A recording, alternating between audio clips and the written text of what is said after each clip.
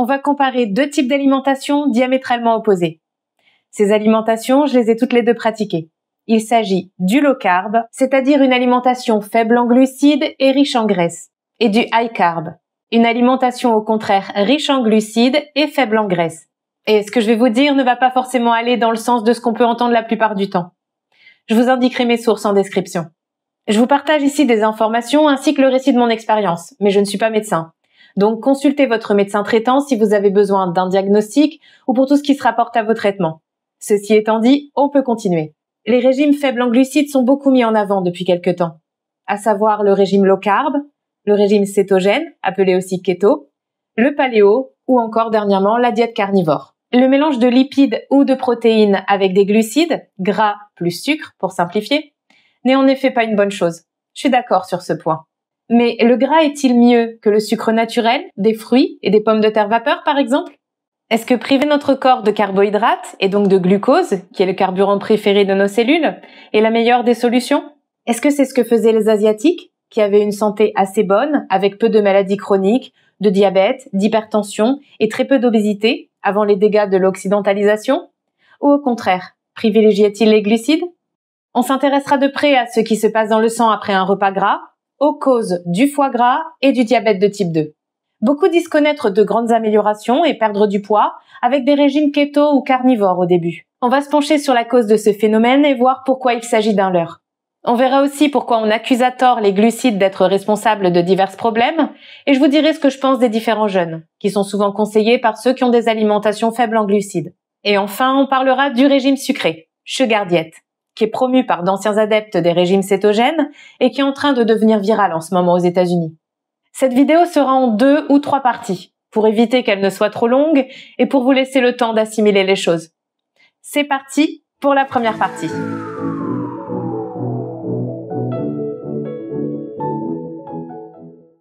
Comme je vous l'ai dit dans l'intro, le carburant préféré de nos cellules pour créer de l'énergie, c'est le glucose. Si on se penche sur le lait maternel d'un bébé humain, vous verrez qu'il contient plus de glucides que de gras ou de protéines. C'est aussi du glucose, associé à des sels minéraux, que l'on donne en perfusion aux personnes qui sont dans le coma pour les nourrir et les maintenir en vie, et non du gras.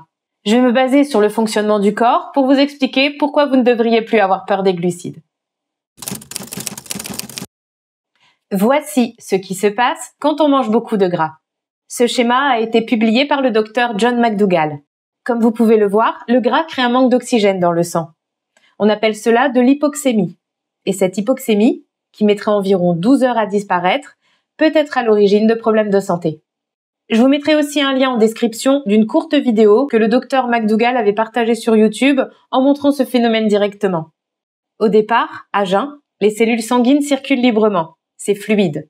Mais on peut voir qu'1 heure après un repas gras, cela commence à circuler moins bien. C'est encore pire au bout de 4 heures. On constate que le pic se fait environ 6 heures après la prise de gras. La teneur en oxygène dans le sang est fortement diminuée. Et cela ne redevient normal que 12 heures après environ, si on ne reprend pas de gras entre-temps, évidemment. Le problème, c'est que la plupart des gens auront repris des choses grasses bien avant ces 12 heures. Et donc, ce sera reparti pour un tour. Bref, pour ces personnes, il n'y aura souvent que pendant leur sommeil la nuit qu'elles laisseront un peu de répit à leur corps, ou elles vont aussi compenser en faisant du sport en journée pour retrouver de l'oxygénation, ou encore pratiquer du jeûne. Ce qu'on a vu ici ne concerne pas que les graisses animales. Les huiles végétales sont également concernées. Et sur le long terme, cela augmenterait le risque de diverses pathologies. Je vous laisse mettre en pause pour pouvoir lire tranquillement ce que dit le docteur McDougall à ce sujet. Pour que tout se passe pour le mieux, il ne faudrait pas dépasser plus de 15 à 20% de gras, protéines y compris, comme c'est le cas en HCLF. Ça, le corps est apte à le gérer. Tout en consommant au minimum 80% de glucides. Donc plus précisément, ça fait 80% de glucides minimum, 10% de lipides maximum et 10% de protéines maximum. Dans une alimentation lambda, on dépasse très rapidement les 20% de calories journalières de gras, car les lipides sont beaucoup plus caloriques que les glucides. Pour 1 gramme de glucides, on a 4 calories, alors que pour 1 gramme de lipides, on en a 9. Pour avoir un aperçu, vous pouvez télécharger l'application gratuite Fat Secret. Vous pouvez y entrer ce que vous mangez et voir la répartition des macronutriments. Ça vous permettra de vous faire une idée de vos pourcentages. Avant de diaboliser le sucre, il y a eu une période où on a incriminé et réduit le gras. Mais cela n'a pas fonctionné car on ne l'a pas réduit assez. 30%, ça reste trop. Mais les études n'étaient pas faites avec des taux plus bas. On a donc changé d'avis, car les problèmes de santé perduraient, et on s'est retourné contre le sucre. On l'a pointé du doigt comme la cause de tous les maux, en privilégiant le gras avec des phrases qu'on a tous déjà entendues comme « le gras c'est la vie ». Quand on débute une alimentation faible en glucides, les 6 premiers mois, cela donne souvent des résultats satisfaisants et encourageants, si le système nerveux n'est pas trop endommagé. Perte de poids, baisse du cholestérol LDL, appelé aussi mauvais cholestérol, taux de glycémie plus stable, etc. Donc les gens continuent, convaincus que ça marche. Mais sur du long terme, ça retombe et augmente le risque de maladies chroniques. Une alimentation riche en graisses et en protéines fatigue le foie, le cœur, le pancréas et les glandes surrénales. Ces types de régimes acidifient l'organisme. D'ailleurs, j'ai fait une vidéo sur l'équilibre acido-basique où je vous donne différentes clés pour alcaliniser votre corps. Elle devrait apparaître ici. Et si ce n'est pas le cas, vous devriez la retrouver facilement sur la chaîne. Une alimentation riche en gras entraîne également plus de risques d'AVC, car le cerveau reçoit moins d'oxygène du coup. Et les graisses rendent le sang plus épais. Le cholestérol risque d'augmenter, ainsi que la tension artérielle. Il faut savoir aussi que moins il y a d'oxygène dans le sang et plus le système immunitaire risque d'être faible. L'oxygène l'aidant à combattre les infections. Donc cela peut fragiliser face aux différents virus hivernaux par exemple. Par contre, mon but n'est pas de vous faire peur ou de vous faire culpabiliser.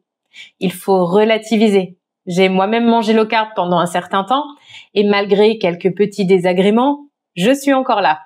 Donc, rassurez-vous, si c'est votre mode alimentaire actuellement, sachez que le corps a beaucoup de ressources et qu'il est capable de s'adapter un certain temps sans trop de soucis. Alors, pas de panique, il est toujours temps d'inverser la machine pour l'aider au mieux.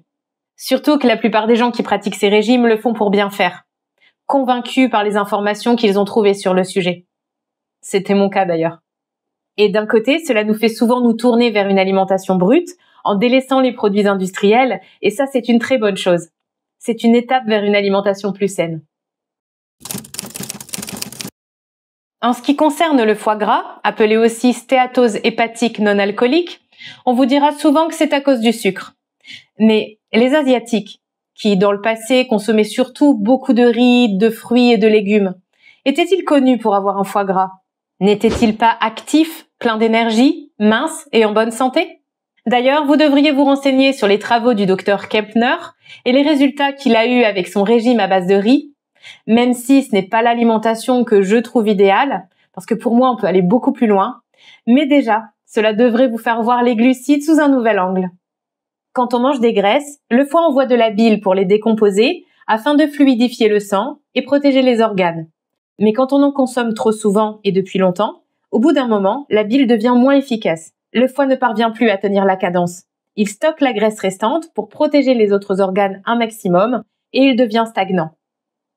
Je vous conseille cet ouvrage très intéressant d'Anthony William sur le foie, dont un chapitre est consacré justement à la stéatose hépatique. Je vous mets aussi une vidéo en barre d'infos qui montre que c'est plus facile pour le corps de stocker directement du gras que de convertir du sucre en gras. D'ailleurs, quand on entend les gens parler de sucre, souvent ils ont tendance à penser à des viennoiseries, des desserts, du chocolat. Mais ce qu'ils oublient constamment, c'est que ces choses sont un mélange de sucre et de graisse. Rien à voir du tout avec le sucre naturel des fruits, de la pomme de terre vapeur, de la patate douce, du millet, du sirop d'érable ou du miel. Je tiens aussi à préciser que même si certains le font en HCLF, je ne conseille pas le sucre de canne ou de betterave, mais plutôt des glucides issus d'aliments sans risque d'OGM et complets. Le seul sucre en poudre que j'utilise parfois est celui de fleur de coco. On va voir maintenant qu'une alimentation riche en graisse empire aussi la résistance à l'insuline. Et ça, c'est très méconnu, parce qu'on pointe toujours le sucre du doigt dès qu'on parle de diabète. Avec un diabète, il faut faire attention au sucre, même celui des fruits. Vous n'avez aucun doute là-dessus, car c'est ce qu'on vous a toujours dit. Eh bien, c'est faux, si on limite le gras. Si les glucides sont vraiment innocents de tout ce dont on les accuse, vous vous demandez certainement pourquoi ils sont autant diabolisés. Ils trinquent à la place du gras, car en effet, si vous mangez d'abord du gras, puis dans les heures qui suivent plein de glucides, c'est problématique. Le gras va empêcher l'insuline de jouer son rôle, qui consiste à équilibrer le glucose sanguin, en permettant au glucose d'entrer dans les cellules. Le gras va en partie boucher le passage. Sans ce gras qui gêne, l'insuline serait efficace. Le glucose ne resterait pas coincé dans le sang, mais serait facilement converti en énergie et la glycémie redeviendrait vite à la normale, après la consommation de glucides. Plus il y a de graisse dans le sang et dans les muscles, et plus le corps aura du mal à maintenir l'homéostasie, en faisant redescendre le taux de glycémie. D'ailleurs, je tiens à souligner qu'on peut être mince et avoir de la graisse dans le sang, selon l'alimentation qu'on a. Par contre, c'est principalement quand le foie est en détresse que cela va se voir au niveau du poids. Bref, à cause de cette graisse dans le sang, le pancréas va envoyer plus d'insuline pour tenter de faire baisser le taux de glucose sanguin. Et à force, il va finir par s'épuiser. Tout cela étant stressant pour le corps, les glandes surrénales prendront le relais pour brûler cette graisse restante avec l'adrénaline et pour compenser le manque de glucose dans les cellules et continuer de fournir de l'énergie. Je vous ai déjà parlé de tout ça dans ma vidéo sur les addictions. Les métaux lourds seraient également incriminés dans le cas du diabète, puisque les personnes diabétiques auraient des niveaux de mercure plus élevés dans le corps. Et on trouve beaucoup de métaux lourds dans les poissons et dans ce qu'on appelle fruits de mer, entre autres. Une étude datant de 2013 a montré que les cellules productrices d'insuline dans le pancréas ne semblent pas aussi bien fonctionner chez les personnes qui consomment 2 portions ou plus de poisson par semaine. D'ailleurs, dans ma précédente vidéo, je parlais des métaux lourds et du poisson. Si vous ne l'avez pas encore vue, elle est ici. Je vous y cite les poissons les moins pires et je vous donne quelques solutions de détox. Un surplus d'œstrogène ne serait pas non plus anodin au niveau du diabète. Donc attention aux perturbateurs endocriniens, aux parfums, cosmétiques, et pour les femmes aux pilules œstroprogestatives par exemple, mais aussi aux produits laitiers et aux produits animaux. Au contraire, manger beaucoup de fibres diminuerait la résistance à l'insuline et justement, les fibres permettent d'éliminer les excès d'œstrogène.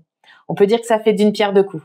Bref, une alimentation végétale et faible en gras serait la meilleure option pour inverser la résistance à l'insuline. C'est ce que montrent les travaux du Dr Neil Barnard, président du comité des médecins.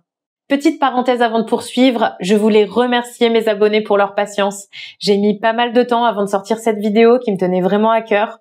Donc merci de faire toujours partie de ma communauté.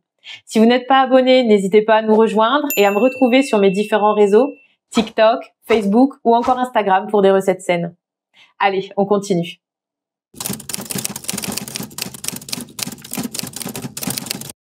Cyrus Khambatta, coach en nutrition, titulaire d'un doctorat en biochimie nutritionnelle et co-auteur du best-seller Mastering Diabetes, a partagé ce schéma que vous trouverez dans la vidéo traduite par Pauline de la chaîne 12 Frugalité que je vous mets en description. La première courbe montre l'état de la glycémie après un repas faible en lipides et en protéines. 4 grammes de lipides et 5 grammes de protéines. La glycémie monte, puis redescend rapidement, en sachant qu'il y a des protéines et des lipides en petite quantité dans tous les aliments bruts, donc même dans les fruits. Si on augmente bien l'un ou l'autre, soit les protéines seules ou soit les lipides seuls, on voit que cette courbe augmente. Et si on ajoute les deux en même temps, c'est encore pire. On a pu voir ici comment les lipides et les protéines affectent la glycémie. Je vous recommande aussi ce livre, Guérir du diabète et vite, très sourcé en études scientifiques. Je vous mets le lien en description. Par contre, contrairement à l'auteur, je déconseille le vinaigre, même s'il est vrai qu'il fait baisser la glycémie, et je déconseille aussi le soja, car il y a trop de risques de contamination aux OGM désormais avec cet aliment. Dans le livre sur le foie d'Anthony William, que je vous ai montré tout à l'heure, il y a aussi un chapitre très intéressant sur le diabète. Il explique que le diabète se produirait quand le foie est devenu stagnant, à cause d'un régime riche en graisse et en protéines, d'une activité pathogène, trop de métaux lourds ou d'autres poisons, et qu'il ne parvient plus à faire de réserve en glucose sous forme de glycogène. Le glycogène est bien connu des sportifs. Pour vous expliquer brièvement, il s'agit de réserves de glucose dans le foie et dans les muscles. Quand on mange suffisamment de glucides, au-delà de ce qu'on dépense en énergie, et qu'on boit assez d'eau, on en stocke. Ce glycogène va être très utile quand on a brûlé les calories qu'on a consommées et qu'on ne prend pas le temps de manger pour refaire le plein d'énergie. Parce qu'on est occupé, par exemple. Quand la glycémie baisse en dessous de 0,7 g par litre, le pancréas produit une hormone, le glucagon, qui fait l'inverse de l'insuline. Et cette hormone va aller chercher dans les réserves de glycogène du foie pour faire remonter le taux de glucose sanguin. Si cela perdure, les glandes surrénales sécréteront peu de temps après de l'adrénaline pour chercher aussi du glycogène dans le foie et les muscles. Plus tard encore, l'hypophyse produira l'hormone de croissance, et si cela descend en dessous de 0,6 g par litre, le cortisol sécrété par les glandes surrénales s'ajoutera en réponse au stress provoqué par l'hypoglycémie. Toutes ces hormones-là étant hyperglycémiantes. En fait, le cerveau prévient qu'il n'a presque plus de glucose et le corps met tout cela en place pour le réapprovisionner en vue de le protéger puisque les neurones sont glucodépendants. Quand la glycémie baisse en dessous de 0,55 g par litre, des symptômes apparaissent et en dessous de 0,35 g, des troubles cognitifs. De bonnes réserves en glycogène seraient essentielles dans la prévention du diabète de type 2 d'après Anthony William.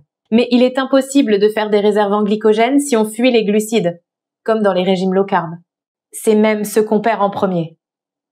En low carb, on pense régler les problèmes de glycémie en limitant les glucides, car on réduit ainsi les besoins d'insuline et on demande moins au pancréas d'en sécréter. Ça ne veut pas dire que l'insuline fonctionnerait bien.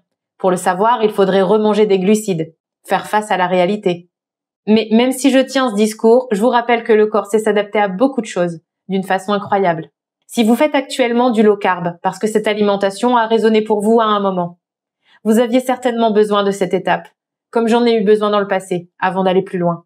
Quoi qu'il en soit, vous avez fait au mieux, avec les informations que vous aviez jusque-là. Et c'est en expérimentant qu'on apprend. L'important est juste de ne pas s'enfermer dans une croyance sans se laisser la liberté d'en changer. En expérimentant, je me suis trompée. Mais je ne regrette absolument rien, car ça a été très formateur. Je vous en reparlerai dans la suite. Si vous avez l'habitude de manger des glucides sans aliments gras dans les 12 heures qui précèdent, le glucose entre dans la cellule facilement et il est converti en énergie qu'on peut utiliser, puis on a encore faim au bout d'1 heure et demie à 2 heures quand on a besoin de carburant à nouveau. Quand on n'a pas besoin de beaucoup d'insuline parce qu'elle est efficace, on parle de sensibilité à l'insuline. C'est l'inverse de la résistance à l'insuline. L'organisme est ainsi capable de réguler facilement le glucose dans le sang et la sensibilité à l'insuline est associée à la jeunesse et au bien-être. Alors pourquoi ne pas choisir directement le mode de vie qui permet d'apporter au corps ce dont il a besoin pour fonctionner sans qu'il n'ait à s'adapter constamment? L'alimentation végétale naturelle, riche en glucides mais faible en gras, permet ça. Pour moi, il y a aussi d'autres facteurs que l'alimentation dans le déclenchement de certaines pathologies, telles que le stress, les agents pathogènes, les produits chimiques ou encore les failles émotionnelles. L'état d'esprit et l'espace depuis lequel on fait les choses comptent énormément. Certaines personnes peuvent d'ailleurs mal manger toute leur vie et ne pas avoir de diabète, tout comme un fumeur n'aura pas forcément un cancer du poumon. C'est bien plus complexe que ça. Par exemple, dans le cas du diabète, il y a souvent émotionnellement un lien avec la perte d'un être cher, ou une profonde solitude, avec une sensation de manque affectif, un manque de douceur, amenant de la tristesse. L'alimentation est un des leviers d'action qu'on a. D'ailleurs, si vous avez besoin d'un accompagnement en alimentation HCLF, tout est dans la description. Et pour le côté émotionnel, j'aurai quelqu'un de très bien à vous recommander aussi. Parce que comme vous l'aurez compris, ces deux approches sont complémentaires. On arrive à la fin de cette première partie. Si ça a résonné pour vous et que vous ne voulez pas manquer la sortie de la deuxième partie, n'hésitez pas à vous abonner à la chaîne et à partager à ceux que ça pourrait intéresser.